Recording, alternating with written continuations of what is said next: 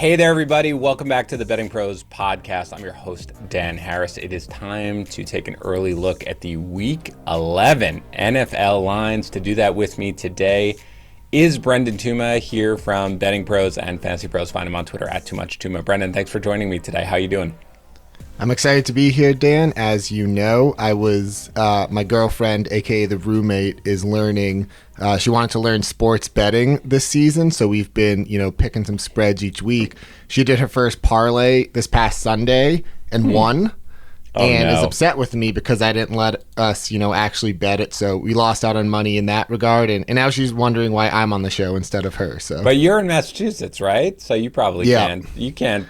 Is sports betting legal there? No, right? Not yet. No, we don't have like FanDuel and DraftKings. It was the first one, and now we'll probably bet the next one and have some trouble winning it. But that's usually how it goes. I think you need to visit me in New Hampshire, which you never do. You never bring me scones or anything. The roommate never swings by or anything like that. My wife could run with her, but whatever. Doesn't matter. All I care about right now, Tuma, is looking at these Week 11 lines.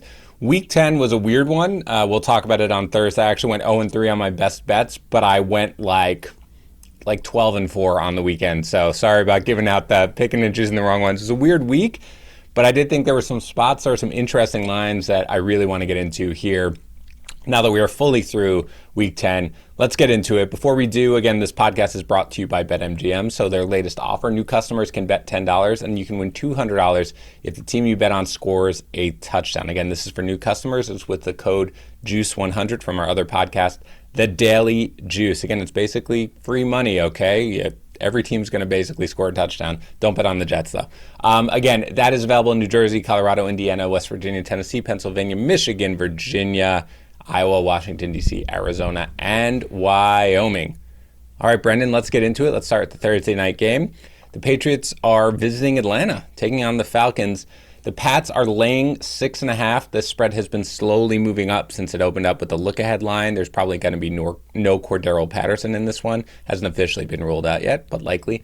The total is 47. You have some question marks here, obviously, Brendan. We don't know Cordero Patterson necessarily. We assume he's going to be out. We don't know which running back is going to be able to suit up for the Patriots. I don't necessarily know that it matters. There is a book out there, DraftKings, my book, and no, not surprising, Brendan, it usually sort of inflates towards the Pats a little bit because people here are New England fans. I expect that. But the consensus line is 6.5 right now. What do you think about this with the total of 47?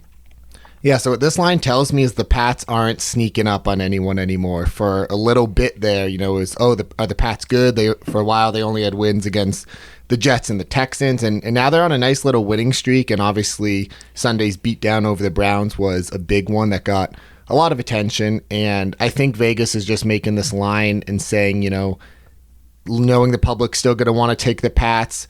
For me, these Thursday night games, I've just had such little success with them this year that they've been so weird, more than normal. I'm trying to more lean into the volatility of the NFL season. There's been a lot of jokes. We just saw the Rams lose last night. There's no good teams and that sort of thing. And it's a long season. There's a lot of swings. The Chiefs are bad for a while, then they're good. So I'm trying more to lean into that and make uncomfortable picks. Of course, I looked at the Pats and Falcons last week, and I think the Pats are better, but I'm going to try to go with my brain on this one and just kind of grab the points. I don't love it. Again, the Thursday night games have just been so weird. We saw last Thursday with the Ravens and Dolphins, but I just think it feels too easy to take, the Pats minus 6.5 on the road in this one. I do think that, it's a very simplistic way of thinking about it, but I do think that this seems too easy. And I remember I was talking about it with a couple of people. And, because on the Betting Pros app, which, everybody should use, you can make picks, by the way, even if you're not a quote unquote, betting expert, even users can make picks, track their progress. It's great. You can see what, we pick. But I was on the 49ers getting 3.5. And I felt like you looked at that game and that game was begging you to take the Rams, right? You were like, the Rams are going to destroy them. Even after Robert Woods' injury, the Rams are going to destroy them. The 49ers look terrible. But this is why the NFL is what it is. This is why there are casinos, because you have to assume right now with this line. Now, they did move it up a little bit. Again, it was 6. Now it's 6.5. Everything about this says that the Pats are going to be able to cover this. They're coming off a giant win. They looked fantastic against the Browns. They're going to just completely take away Kyle Pitts. And with no Cordero Patterson, there's basically no way for Atlanta to be able to move the ball. But the books are just sort of hanging tight. I do think that if you like the Patriots, you bet it now, because I can't see it really moving down. Like, the books have no reason, I'm sure, to do that. I'm sure the money is coming in here on the Patriots. And I could see it getting to 7. But I agree with you. Thursday night games in particular are really, really difficult to sort of bet. We saw it with the Dolphins and the Ravens, even totals. So the only thing I will say about this, Tuma, let me know if you agree. If you do like the Patriots, it's something that you should probably bet now. If you like the Falcons, you can probably wait till close to kickoff. It probably ends up at 6.5, maybe 7, so you might wait, but I don't think there's any reason to pounce on it if you like the Pats. Do you agree with that? Myself, as someone who listens to, these pods, that's probably the number one thing I've learned from, just listening to you this season, and someone who's always trying to better their process is like either taking, most people wait till Sunday or Saturday to make their bets for the weekend. But yeah, I think I'm noticing a lot of value in whether you take it early or wait on the lines that you and Yep. whoever the guest is usually mentioned. So I fully agree with that. Typically the favorites, you want to take them early if you're gonna.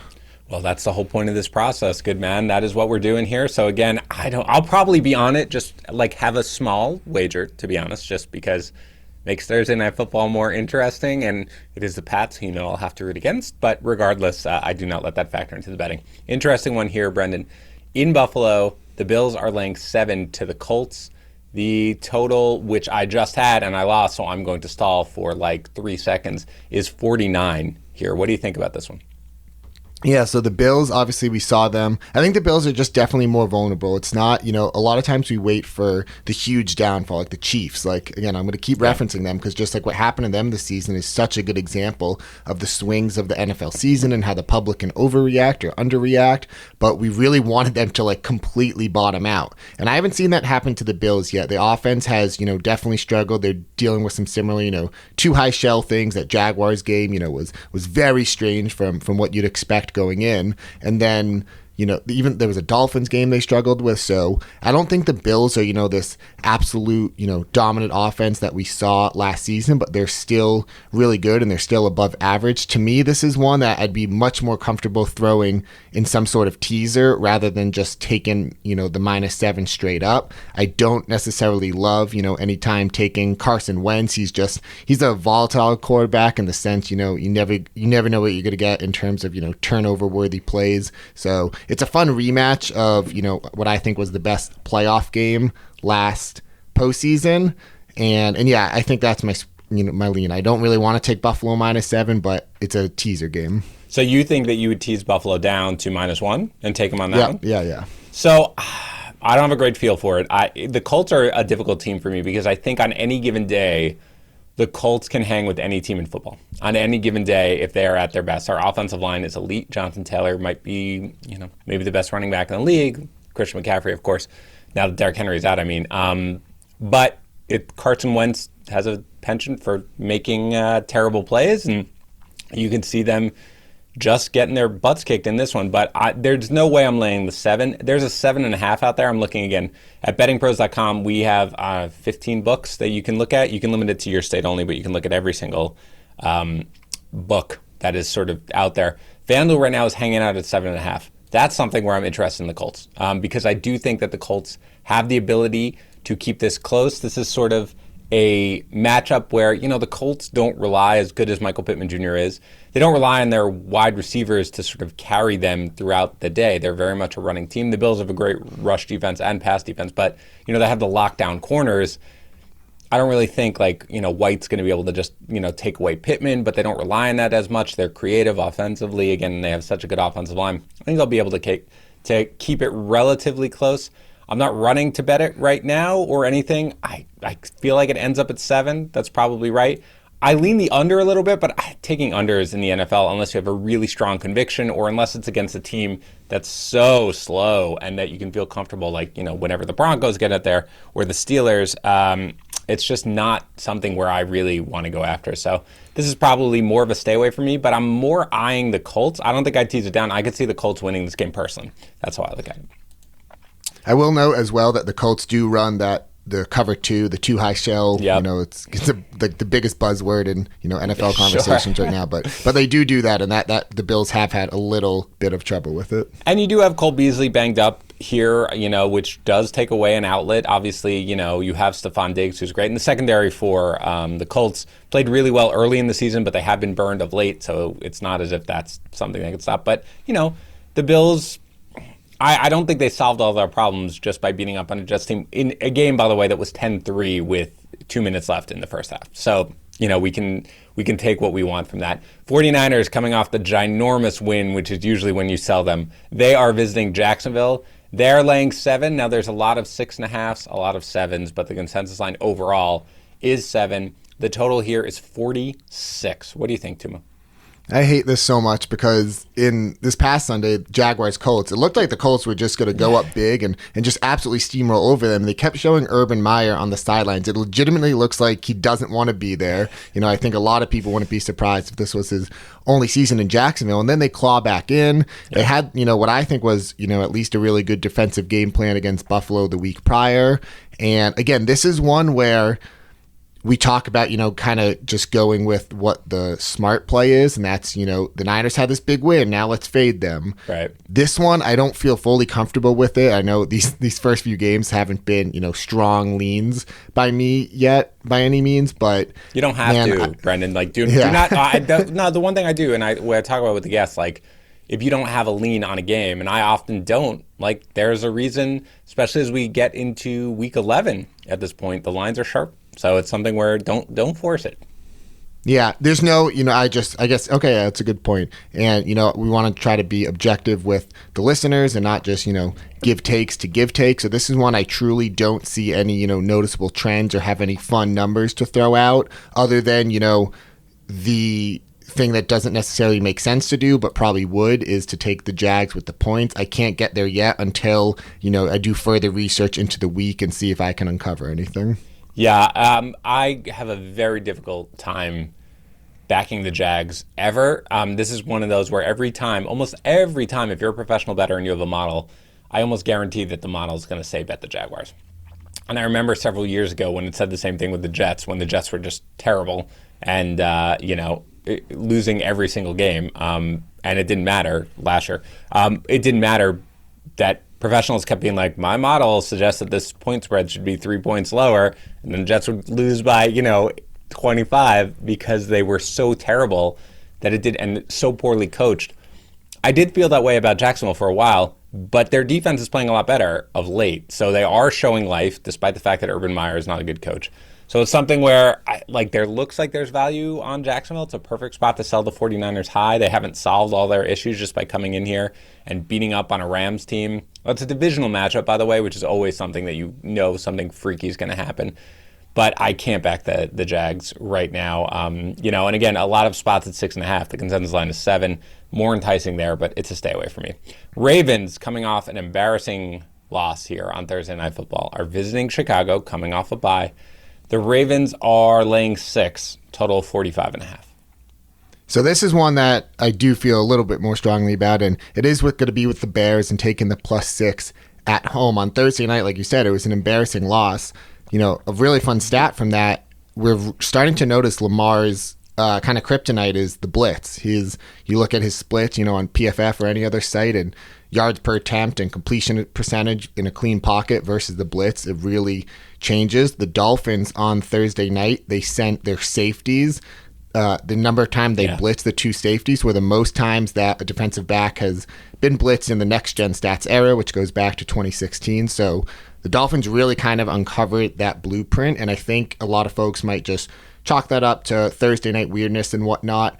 But something I'm trying to do is get, in on these trends kind of early. Again, with the Chiefs thing, if you started shorting the Chiefs after that first bad game they had, you could have had a few good weeks there for a while. Yep. And I don't think this Ravens problem against Lamar against the blitz is necessarily going away just yet. I don't think everyone is fully on it just yet, so that makes me want to be on it. Additionally, Justin Fields he's had his 2 best games the past 2 weeks. They finally had their bye week. We know that rookies a lot of the time improve after, once they finally get that bye week. So I think that combination of things, and again, just leaning into the volatility of the season and grabbing the +6 has me, leaning the Bears here and feeling good about it as of now, at least. This is funny, Tuma, because I also have a lean in this game, but it is the other way.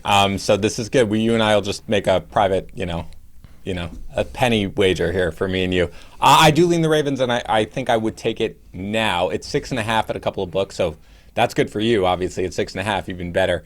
That wasn't just a Thursday night game that the Ravens were rusty, although it is worth noting that their offense was on the field for about 100 plays on the Sunday before, and then they came out on Thursday. It was a very difficult turnaround for them. But I do think that the Dolphins defense has more just figured things out at this point. And yeah, you're right. Obviously, they played cover zero and they blitzed a ton, and that does cause Lamar problems. But the Ravens are one of the best coached teams in the NFL, of course. They have John Harbaugh. They have just sort of an elite coaching staff. And I don't see this as them basically being like, shoot, we can't figure out what to do when we get blitzed like this. Like, Lamar Jackson might run 25 times. If he gets blitzed and he takes off and he sees an opening, I think they're going to get there. I agree that there is some growth for sure from Justin Fields. It's been encouraging to see, long-term especially. And the Ravens defense is nothing to write home about whatsoever. But you give him 10 days at this point. You give him 10 days to recover from that stinging loss. I think you come out here and you see a smash spot for the Ravens. I'd bet it now just because I think there's more of a chance. I think if you're on your side, Brendan, I would wait. I don't think you have to go now because if you're at 6, if you're at 5.5, it doesn't really matter that much. But you might get the 7 because it's 6.5 at a couple of spots. My guess is people will want to back the Ravens on this one.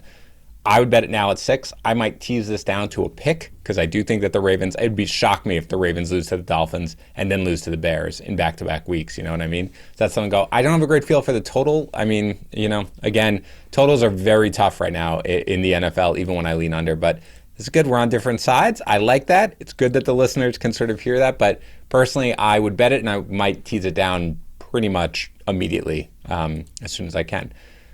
Lions visiting the Browns, Brendan. The Browns coming off a terrible performance against the Patriots. But nobody's too worried about them. They are laying 10 here to the Lions coming off the ginormous tie that they had with the Steelers. The total is low. It's 44.5. We obviously have some question marks for quarterbacks on both sides of this game. Baker Mayfield dealing with the knee injury. He's day-to-day. Sounds like he should go. I'm not sure it matters that much given that you have Case Keenum. Jared Goff dealing with an oblique injury. He did play that entire game, so not sure if that's going to limit him. Not really sure it matters. What do you think here at 10 points and the total a pretty low 44.5? All right, so this is another one. Let's lean into that uncomfortable feeling. The Browns just got absolutely destroyed by the Patriots, as we mentioned, in Week 10. Yep. But now they're returning home.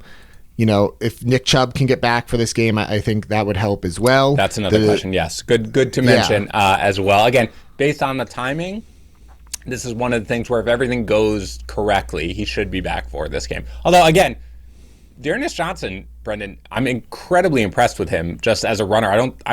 The running game is better with Nick Chubb, of course, but I don't think it doesn't fall off a cliff here once you went to Johnson. But yes, I'm sorry, go ahead. Yeah, absolutely. No, that's a good thing to mention as well. And the reason why I'm so focused on the running game is one, that's the Browns' offensive identity, of course, but also the Lions are just, I'm looking at their PFF grades here. They're 24th in run defense. They're 31st in coverage. And, if there's ever going to be a time that you want to bet on Baker Mayfield, it's going to be when has an easy matchup. So to me, the Lions defense is really, one that you can attack. I know Mason Rudolph, wasn't able to take full advantage. I think Baker Mayfield's, at least in a tier above that. He's got some superior offensive coaching, I think. And again, the Lions, we talked about the Ravens coming off that crazy game and then having to play Thursday night. The Lions, Dan Campbell, how much energy can that guy have left after, that overtime tie and everything? Unlimited supply, Brendan. Yeah. That's all. Yeah, he has unlimited supply. Yeah. No, I hear. God. Every week it feels like, people want to take the Lions, whether with a spread or on the money line. I've seen a lot of that and thinking that this is going to be the week. I'm kind of going the other way this time, and I want to lean into the Browns. Everyone just saw them get whacked. But I think this matchup just sets up really nicely for them. Does it matter to you if Mayfield is able to go? Would you feel the same if it is Keenum?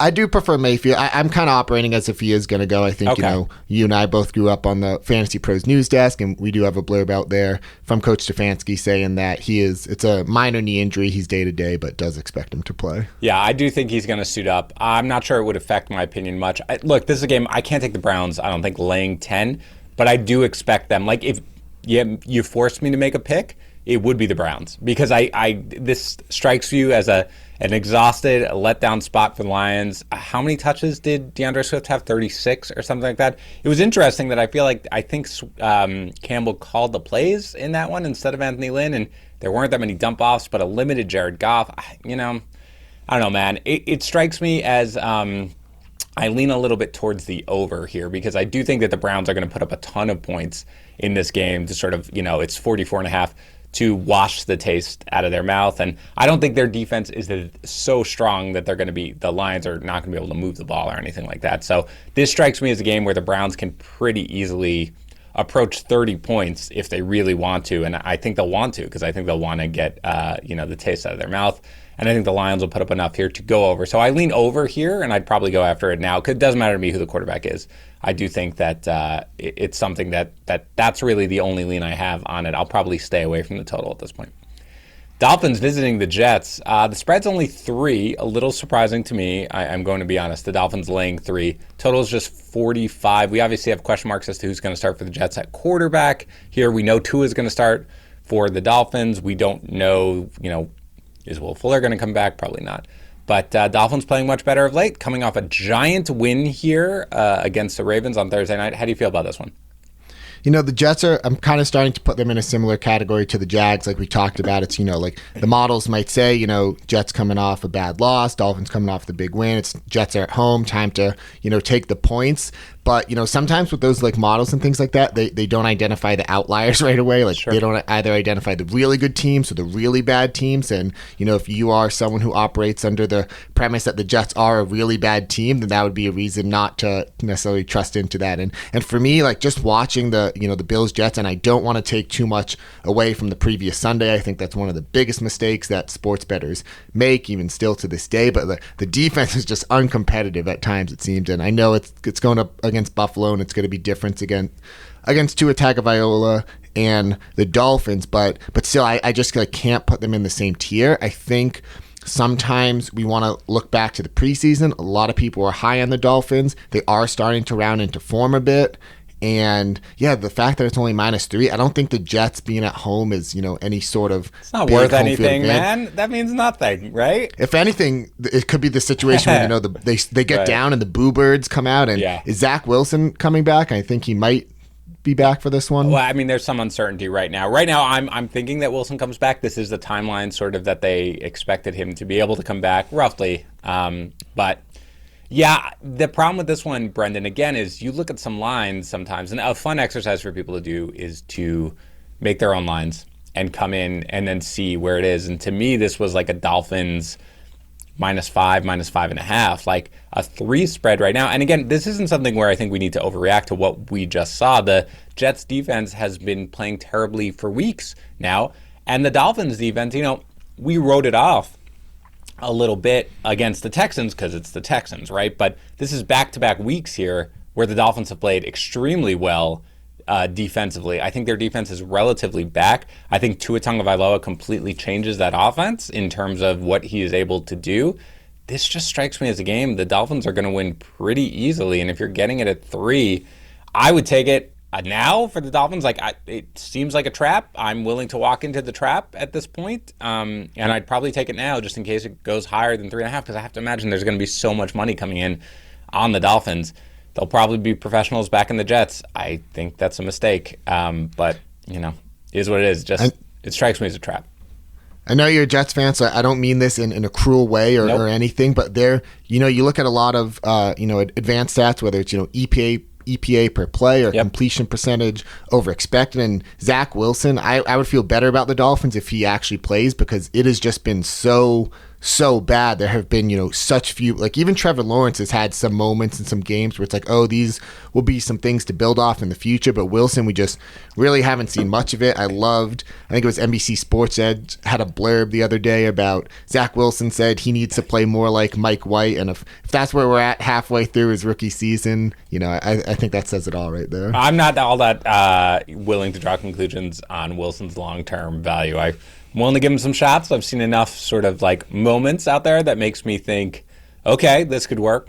I admit I saw the same from Sam Darnold at times, so that was not correct, but we'll see about that. But I'm hoping Wilson gets back on the field so we can see him. But if it's Wilson, if it's Mike White, I don't really care. If it's Joe Flacco, I don't care. I think the Dolphins are just a superior team at this point, so I will back them. And if it's a trap, I'll own it, but I'm willing to walk into it. Packers are visiting the Vikings. The Packers are laying 2.5, total 49. Yeah, so the Packers, obviously they had that horrible week 1 game against the Saints. I didn't get a chance to look this up beforehand, but since then they've played 9 games, and they either have covered 8 times, or I think they're 8-1 against the spread since then. And again, you might have to fact check me on that, but they have just been tremendous every week. No one seemingly wants to bet them, and they're performing really well against the spread. So that just brings in the age-old question of, does that mean they're due for a loss against the spread, or does that mean that they can probably keep it up? And I mean, my God, this Matt LaFleur, Aaron Rodgers, they've got 2.5 years together now. Matt LaFleur's record is incredible. Like, he's a great head coach. It seems they have a great record. Again, it's the Packers coming off the win and everything. It's like, oh, the Vikings are at home, divisional game. I want to take the points. Right. I just don't want to be going up against the Packers right now. I've just seen too much. It's been too long. They're fantastic against the spread. If you want to, throw it in a teaser to, try to, make sure. I know you don't usually tease 2.5 points, but you just want to try to make sure that they win the game or take them outright on the money line. I do like them to win. Who knows with the 2.5 points, but I am not wanting to go against the Packers right now. Yeah, it does seem like the teaser angle would be to tease the Vikings up through the 2 key numbers of 3 and 7 to 8.5.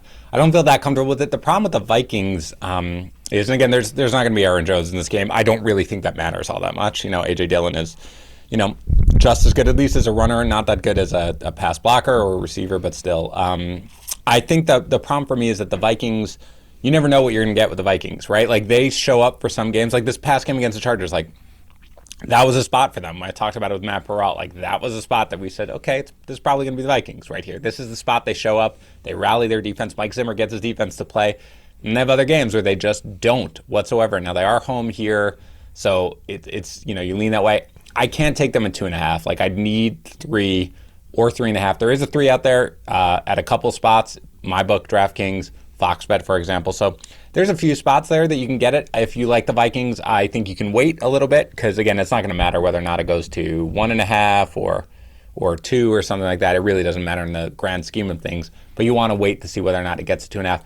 I do like the over a little bit here. I mean, I think part of the issue is the fact that the Packers defense has been really good. I mean, even after they lost Jair Alexander, their scheme is really good. So there's a possibility that the Vikings lay a dud here. But at 49, there's a couple of 49.5s out there. I think the Packers are going to bounce back offensively. It was obviously a very rusty game for Aaron Rodgers. I think they really bounce back here. And I think the Vikings can put up points whenever they want. And this is sort of the Vikings' last stand. I mean, they're not going to win the division. The Packers are 8-2. They're 4-5. But if they have any chance at it, this is what they have to do right here. So I think you'll probably see a spirited effort. It's a divisional game. I would think about teasing the Vikings up, but I agree that it makes me uncomfortable right now to go against the Packers against the spread. So, if it's below a field goal, I'm probably not. I'm going to stay away. If anything, I would tease the Vikings up, though. I'm not teasing through 0 or anything. I would tease the Vikings up at this point. Texans visiting the Titans. The Titans are laying 10.5. Again, this bounces back between 10 and 10.5, so our consensus line is 10.5, but there's both out there. Total is pretty low, 44.5. What do you think? Man, this one is really, really hard for me because I can make the case that, again, if we want to go against, our better judgment and lean into that uncomfortable feeling, the Texans at 10.5 make a ton of sense because the Titans, we keep waiting for their down game. They had those huge wins against, I forget the exact order, but it was like the Bills, the Chiefs, the Rams. This past week, the Saints were one of, my best bets, and they did cover even though the Titans still won the game. But, we really keep waiting for that down game. Like, can they keep getting up for these game after game? And so this would seemingly be, divisional game. It would seemingly be a good spot for them to at least, even if they win, just not cover 10.5. On the other side of things, the Titans are, they have the best record in the AFC right now. And Ryan Tannehill, you look at, a lot of MVP indicators. I was referencing quarterback EPA per play and completion percentage over expected. He's right up there with Dak and Brady and all those guys. And then you look at his, surrounding cast right now. His defense isn't as good as some of those. And I think there's a really strong case for him to be MVP. I just looked at the PFF defensive grades. The Titans rank second in coverage right now. So I like that going up against the Texans. I'm having a really hard time with this one. I don't even necessarily feel comfortable teasing it down to, to 4.5 or 3.5 or however many points you want to tease. So I really got to look into this one a little bit more. I think it's probably the most interesting game when you factor in the spread, though, just for all the reasons I mentioned. Yeah, I think you have to stay away from this one, really, because the Titans aren't as good as they have shown. And I do think that you can sort of understand that Tyrod Taylor played terribly when he first came back, of course, but he hadn't played in, 5 or 6 weeks. We saw with Russell Wilson, we saw with Aaron Rodgers. Like, quarterbacks need time to get back into the swing of things, and people were pretty excited about what we might see from Tyrod Taylor. He is going to start in this game. He definitely has the potential to keep it close. If you get it at more than 10, it's hard for me to not take the Texans in a divisional game. I'm not running out there to do it. I'm not running out to sort of take them or anything like that. But if I do like them, if you do like that spread, I probably would just take it now because there are 10s out there. Again, for me at DraftKings, it's 10. At FanDuel, it's 10.5. So I would go there. I don't have a good feel for the spread at 44.5. I lean over just because I do think the Texans might be able to put up some points in this game, despite the fact that the Titans defense is excellent. This one is very interesting, Brendan. I was a big, talked a lot when we first started the show about a sportsbook league that I'm in from the Fantasy Sports and Gaming Association, where we draft prop bets. And I think Coach of the Year is always a prop that is a little more exploitable than most, because if you look back at the history of it, there is this sort of formula that you could put out there that lends itself to winning. And Nick Sirianni winning Coach of the Year was one of my early picks. And that looked dead in the water, of course. And now you look at the Eagles, who, are now 4-6. After this game against the Saints, which we'll talk about in 1 second, they have a very easy schedule going forward, Tuma. It's a lot of NFC East. It's a lot of Giants. It's a lot of Washington. This is a big game for them. If they can win this game, the odds on them to make the playoffs are going to skyrocket. It's a 1.5 point spread at home against the Saints. The total is low. Two heavily running teams now that the Eagles are at 44. Brendan, what do you think about this one? Yeah, I think probably the most interesting thing about the Eagles this season is how early on, they were passing a lot. You look at pass rate over expectation. The Eagles were, among the leaders. And then you rarely see a team just completely change their offensive identity mid-season. Usually it's season to season that happens, like what happened to the Bills from 2019 to 20. But this year, the Eagles, all of a sudden, they're now, as you said, one of the most run-heavy teams in the NFL. And we know the Saints are a run-heavy team. We know the Saints like to play at a really slow pace. All these things lead towards the under. The issue is, of course, it's a very low number at 44. So I think, this is a game. My guess, and I would want to try to do some more research into this before confirming it, but if this is a spot where, people are still wanting to go against the Eagles and we project and forecast the public to be on the Saints, that this is a spot that I would like Philly in this one. There might not be many more chances to bet against Trevor Siemian on the road this season. So it would be a Siemian good time. hasn't been that bad, Brendan. Like he's played better than I expected, don't you think? Yeah, but at the same time, then we're waiting for the quote unquote the wheels to fall off. Then, at that. So I like Philly at home. I'm not just trying to hype up your Nick Sirianni bet. I have little hope for that winning, if I'm being fully honest. But I'll give you this one more week with the Eagles winning. Those guys get to the playoffs, I'm in. Look, I think. Really, I don't love it on either side. I haven't gotten a bead on the Eagles yet, right? Like, I really haven't gotten what they had. Maybe Miles Sanders returns. That only helps the running back game. I think this is a game, Brendan, where I want to tease the Saints up. And, Matt talks about a Wong teaser all the time. Again, that's something you have to bet close to kickoff, but it's when the spread is within a certain range and the total is low, and that this game is going to qualify. I'm almost positive when it gets there. Teasing the Saints up from 1.5 to 7.5 is probably where I want to go. Because, again, the Saints have lost 2 in a row, but they've barely lost. Both you and I were both on the Saints against the Titans, so we were sort of rooting for the 2-point conversion to fail because they were getting 2.5 or 3, depending on where you got it. I think they keep this game close, so I think I will tease the Saints up. I don't really want a piece of it. I don't want that total, man. Like, too many freaky things can happen here, in my opinion, with the scoring to want to go after it at 44. So my real play right now is to tease the Saints up. I'm not getting near it as of right now anyway. I'll dig it deeper into it, but I'm not getting near it in terms of just the 1.5. Washington visiting the Panthers. Panthers are laying 3.5. Total is 43. Sounds like we're going to see Cam Newton here. Washington coming off the giant win against the Bucs. What do you think here?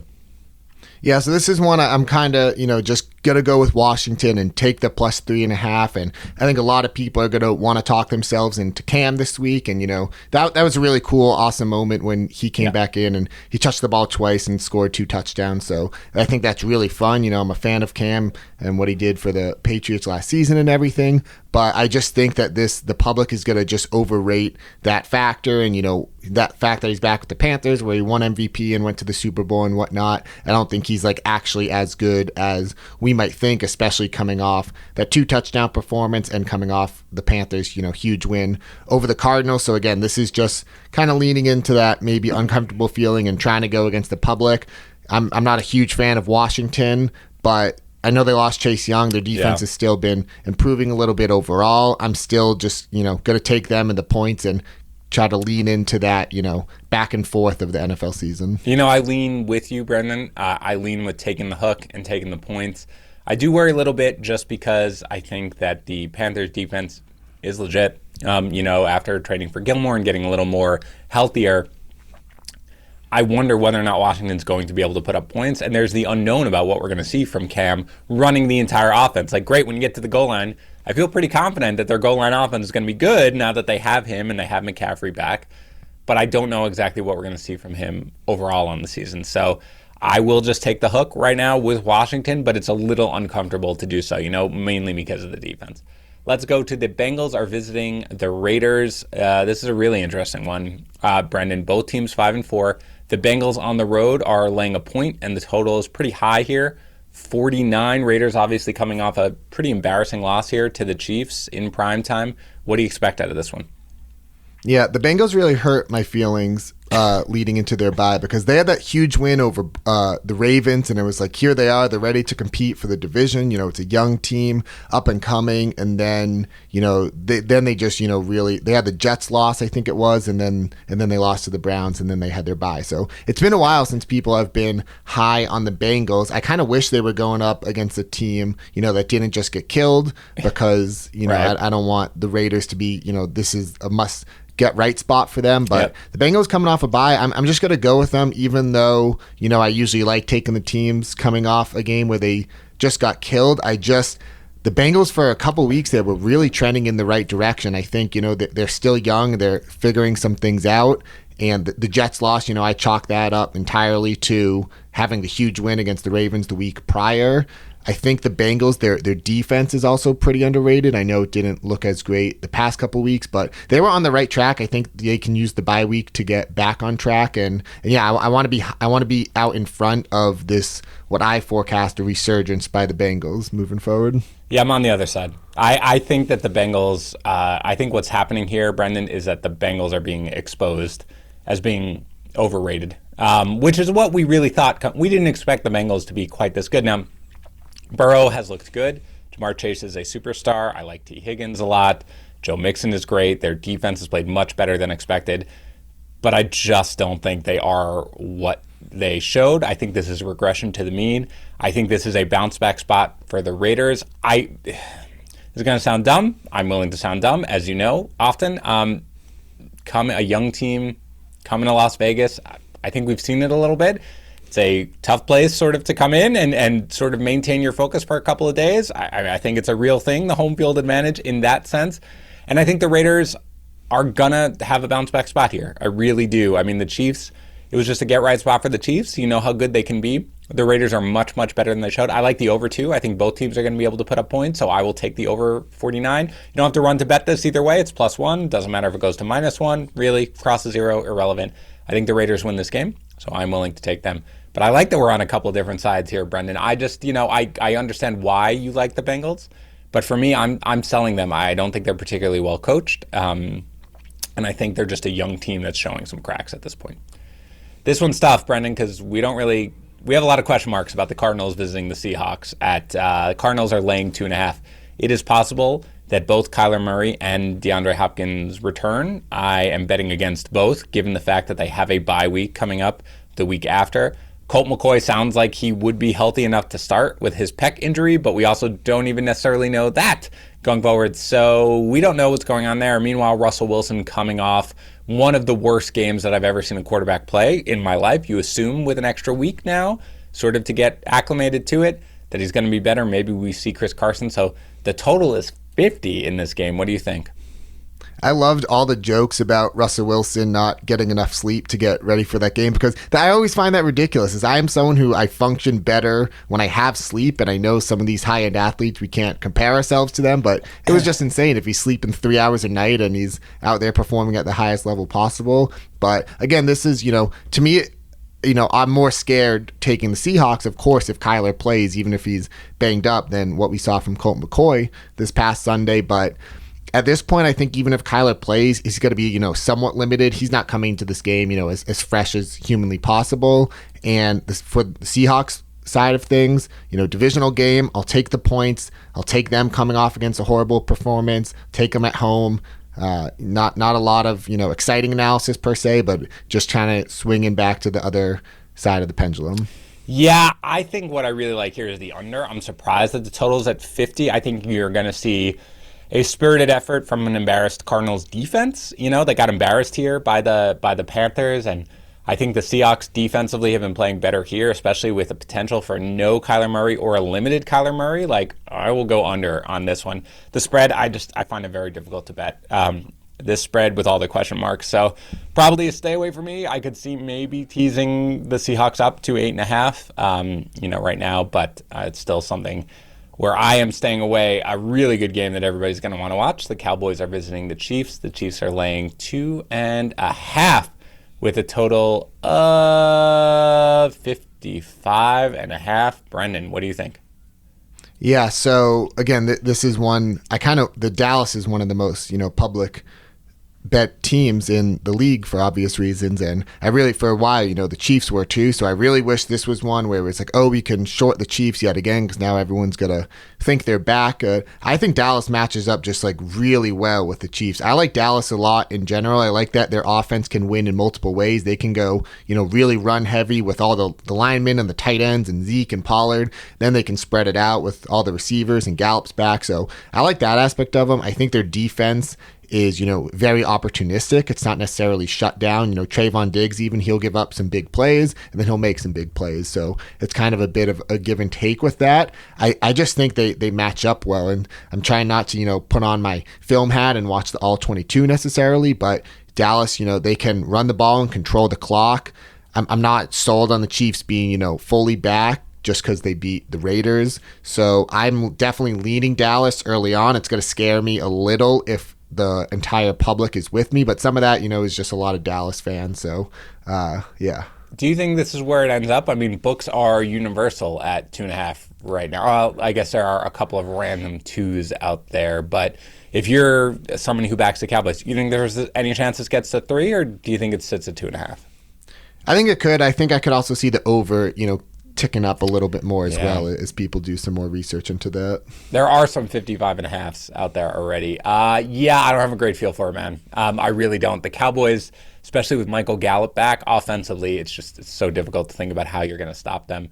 But maybe the Chiefs have really figured something out, and if they have, there is no defense that can stop them. I'll probably stay away and just enjoy this one with some popcorn. But it's an interesting one. Steelers are visiting the Chargers on Sunday Night Football. The Chargers currently are laying 4.5, and the total is 47. We obviously have some question marks here about who's going to play quarterback for the Steelers. And as much as we, lament Ben Roethlisberger's performance this entire season, you see what happens when you go to Mason Rudolph. It is a different, it's a different ball game completely. I assume Chase Claypool is not going to be ready to return for this week. So Chargers also looking very uneven lately in their performance, laying 4.5 at home. And again, the total is 47. What do you think? This might be one of my favorites of the week, and that's taking the Steelers. This past Sunday, it didn't really matter to me, Rudolph or Big Ben. We've seen that game 25 times from the Mike Tomlin era. They're huge favorites at home. They never cover those, it seems like. Tomlin, he can play down to the competition or he can play up to the competition. So I definitely prefer taking the Steelers when they're underdogs. It's a little concerning. We don't know the exact status of both TJ Watt and Minkah Fitzpatrick. Watt's got the injury. Fitzpatrick's on the reserve COVID list right now. The other thing is just I want to keep shorting the Chargers. So this is an instance where I want to be in on the Steelers and short the Chargers, which is why I feel so strongly about it. And the Chargers, just this Joe Lombardi offense, I've been doing a lot of reading about how he really took the Drew Brees offense, which, we know Brees is just the master of accuracy and, short A-dot throws. And that's really not Herbert's game. Herbert has a rocket for an arm. His accuracy has improved since college, but it isn't, necessarily nearly in the same range as Brees. The Chargers, their offensive line, the right side especially, is dealing with some injuries. And, this is just the Steelers coming off the other side of a disappointing game. I want to keep going against the Chargers when I can, and I do trust the Steelers in this spot. So you're fine with it even if it's Rudolph? Yes. Whew. All right. By the way, I agree with you about the Lombardi offense, and I think I referenced it in the preseason when I was talking about the fact that, the offense that the Chargers ran for Herbert, obviously, in his rookie season, was a very sort of quarterback-friendly offense. The Lombardi offense is much more complicated, much more difficult for a quarterback, a young quarterback especially, to be able to implement, and we kind of just disregarded that because Staley looked like he was just such a good coach and everything good. But yeah, Herbert really has half the games he just basically does not do anything with. So yeah, it's definitely a spot where you back the Steelers for sure. The Mike Tomlin, rah-rah, nobody believes in us, spot is just very hard for me to do with with Mason Rudolph. So I'll probably wait. I wonder what happens to the spread if we learn that Roethlisberger is coming back. I do think you'll still see the Chargers favored by probably more than a field goal, so I'm okay to wait on it because I don't think I could do it with Mason Rudolph. But you make the points. It is the spot, I think, for the Steelers.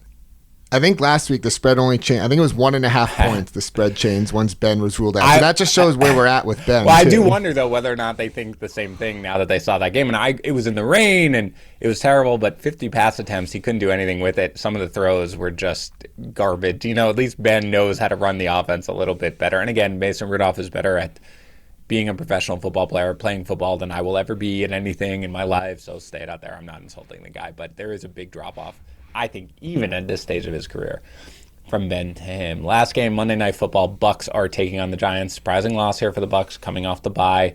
Laying 10.5 to the Giants. Total is 50. Obviously, some question marks. Maybe Antonio Brown comes back. Sounds like Gronk probably won't for the Giants. Maybe Saquon comes back. That sounds like it's probably going to happen at this point. Maybe they get a little healthier here at wide receiver. I don't know. What do you think? The Giants visiting the Bucks, 10.5. Really strange performance. I don't know anyone who was really on Washington last week, and it kind of feels like, on the one hand, we want to take the Giants and the points and see if they can, sneak up on the Bucks again. But the fact that the Bucks just had that game where they kind of laid an egg and they weren't great against the Saints before the bye, so it feels like we're due for, a Bucks, a really good Bucks game here. It's a stay away for me. I don't have a lean one way or the other. I can't decide yet. I want to see a lot of the injury report stuff. In addition to Brown and Gronk, I want to see if, Godwin's even practicing because, he was really questionable coming into this one.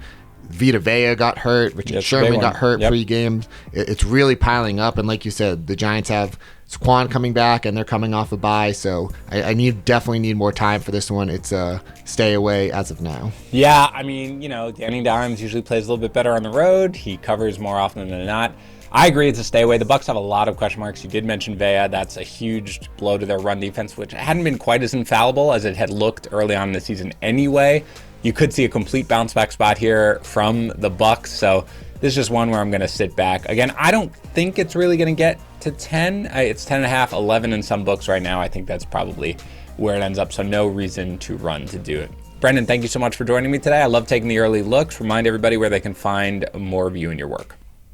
Yeah, so I'm on Twitter at Too Much Tuma, write the 5 burning questions article every Thursday for Fantasy Pros. Have been helping out a little bit with the primer as well and having a lot of fun with that. So I feel like in the zone. It's week 11 in the NFL. We are deep in the weeds right now. There's no sign of coming out of it just yet. So I know you and I are loving it though, and yeah, we're just going to stay in and try to do what we can to help readers and listeners, win some money and win their leagues. We'll be back later in the week. As you guys know, Joe will be doing the college football podcast. I will be doing the week 11 Best Bets NFL podcast. I will try to bounce back from a subpar week, admittedly, at least with the picks I gave out.